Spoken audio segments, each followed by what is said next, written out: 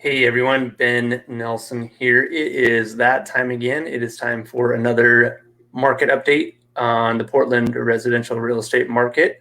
Bear with me here. I am trying something new. So hopefully I figure this out, this technology thing, and being able to share my screen here and be a little bit more interactive with the information here. So anyway, what's going on in the Portland, Oregon metro area here? Well, there is essentially no inventory. It's crazy. I mean, every month it's been going down. We've been trending down 2 months, 1 month and a half, 1.2 months now. Actually, let me pull up the market action report here, because then I can show you. Again, bear with me with this new attempt.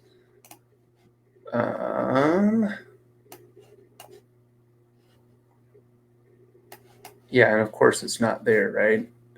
Oh, there it is. Got it. All right, there we go. So let's see. There it goes. All right, excellent. So you look here, you can see that trend down again. We were trending down in the spring last year.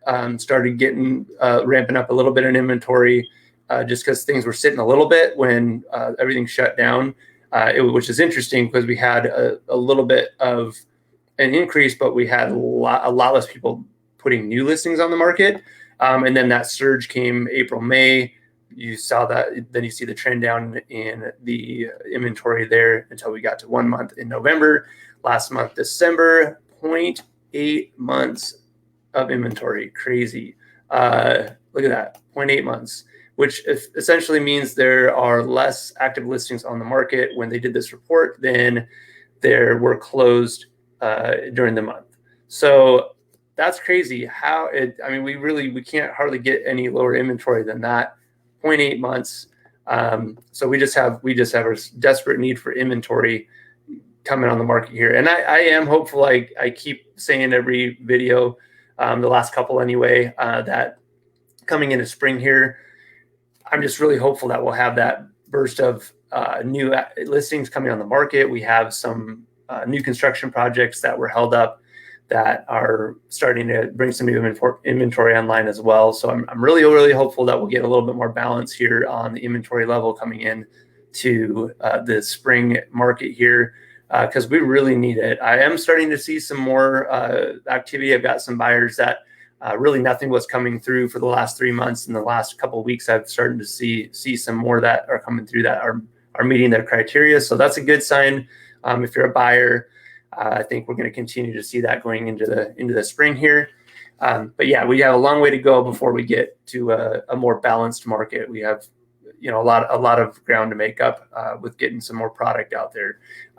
So right here, inventory decreased to 0.8 months in December, the lowest on RMLS record. Total market time decreased to 40 days. So lowest on record, less than 1 month of inventory. Looking at the year-to-date summary, so we had about 7%, a little bit over 7% appreciation over the last year. Average sales price went from about 460 to 494. Median sale price went from 410 to 440. So we're seeing a pretty large increase in the sales prices. Obviously, a lot of factors with that. Really, you've got extremely low inventory. We have a ton of buyer activity. We still have a lot of net immigration, lots of people moving here. And then to add on top of that, we have record low interest rates. So that even drives the demand even more. And I think I mentioned it the video last month where that gain is actually between what rates were a year ago and what they are now. That payment on that increase is actually still less than it would have been a year ago. So we've had an increase in price, but the increase in payment based on the rates is still less. That makes sense, hopefully. So we still essentially we could still continue to increase more and be where we were about a year ago in payment, because as long as rates stay steady here. Let's see, let's go down. So this is breaks it down by area. You can look at the closed sales versus active listings. I won't hang out here too long, but you can see, every section, every area that they break down here, closed sales right here is more than active listings. So that means there's less than 1 month of inventory in that area. The exception is West Portland. West Portland has a little bit more than 1 month of inventory, not quite two, but they're the only one on the list that has more than 1 month of inventory. Again, here's that active residential listings. You can see this is the normal bell curve here of it ramping up in the spring. We didn't see that last year just because everything that happened with COVID in March. So we had a really low supply, and then we had, there's the new listings, a huge trend downward, which if you go back up here again, we saw that ramping up a little bit going March, April, and then, less new listings. So more overall listings, it was going up, but less new listings coming in the market. And then we had that huge spike in buyer activity when everybody was comfortable going back out again. At least somewhat comfortable, at least comfortable enough to look at homes again. And we just never made up for it. Got kind of on pace there again with new listings, but that's new listings. You can still see the active listings is way down, 2,000 compared to almost 4,000 the prior year. So huge difference. 50% of the inventory is what we had the year before. Pending sales, again, there's that huge spike that happened last summer. We're still outpacing the prior 2 years, even with the low inventory with the pending sales. I didn't touch on that. I'll jump back to that earlier. You can see, again, here's the closed sales, just way more than what was the last few years for December. And then the market time is just trended down and down and down and just stayed flat. Again, this is kind of the normal. You have the bell curve this way with listings, and then you typically have the opposite with market time. And we just didn't see that. It just stayed steady going into the fall and winter. Jumping back up here, you can see the numbers. So new listings increased 37%. And that's compared to the prior year.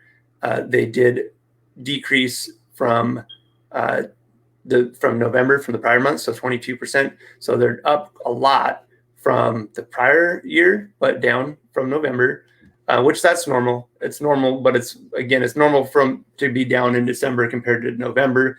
Again, it's way up though compared to the December of the prior year.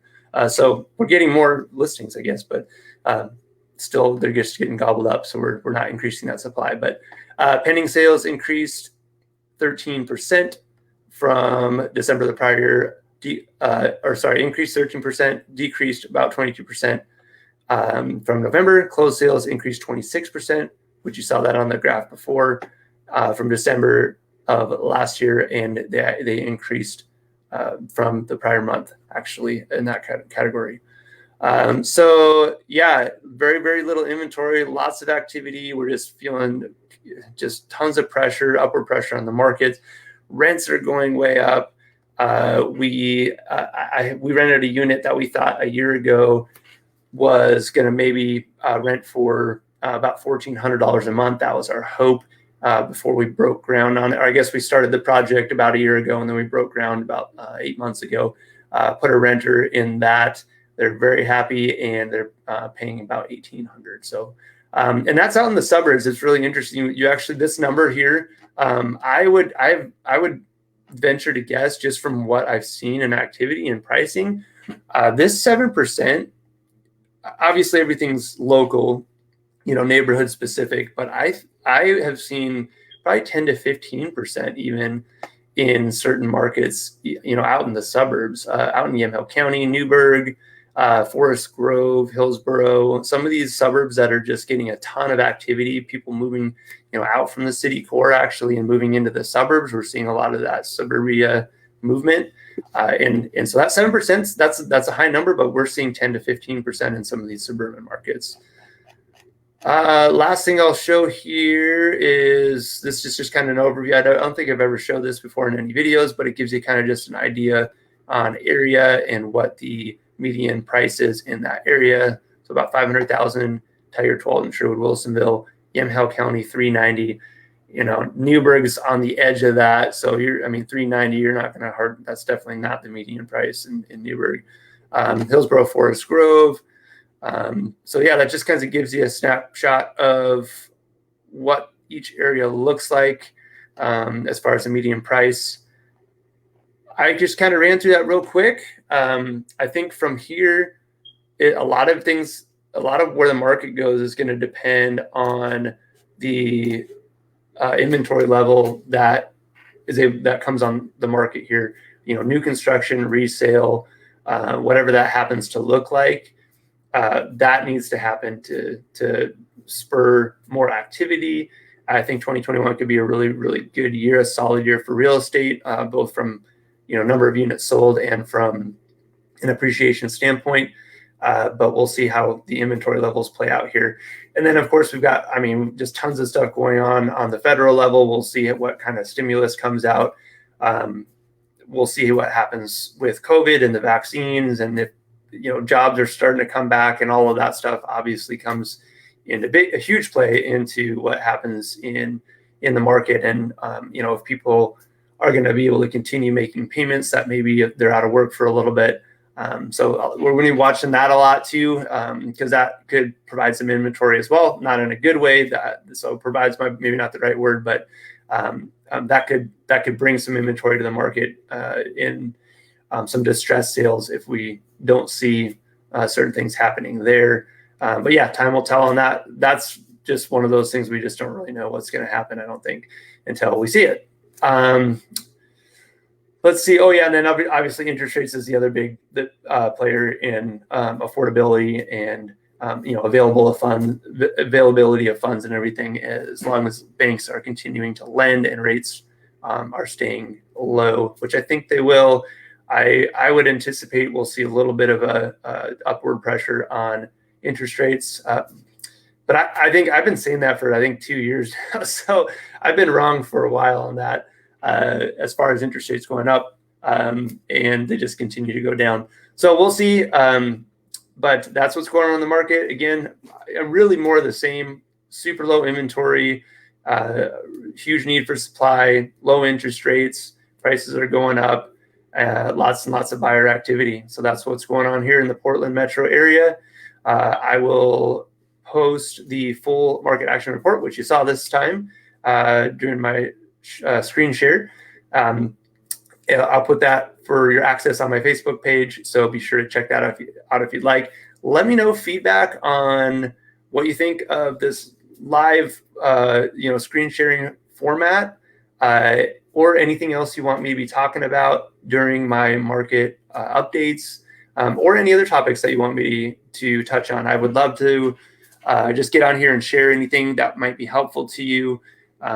Anything about the market, anything about investing, about your first time buying, just feel free to reach out, message me, call me, text me, let me know what's interesting to you so I can be sharing that information with you guys. That's it for now. Portland is, a hot market right now. We got tons and tons of offers on anything that does come on the market. If you are a buyer and you're looking to buy, make sure you're prepared. Make sure you're pre-approved, make sure you got your ducks in a row, make sure you're ready to jump on something, you're clear on what you want, because you don't have time to hem and haw and question things. You have to be ready to put in a competitive offer. You have to be ready to jump on something right away and put your best foot forward. So that's my advice. If you're out there as a buyer, if I can help you with that, let me know. Thanks so much, guys. Make it a great rest of the day. We'll talk to you later.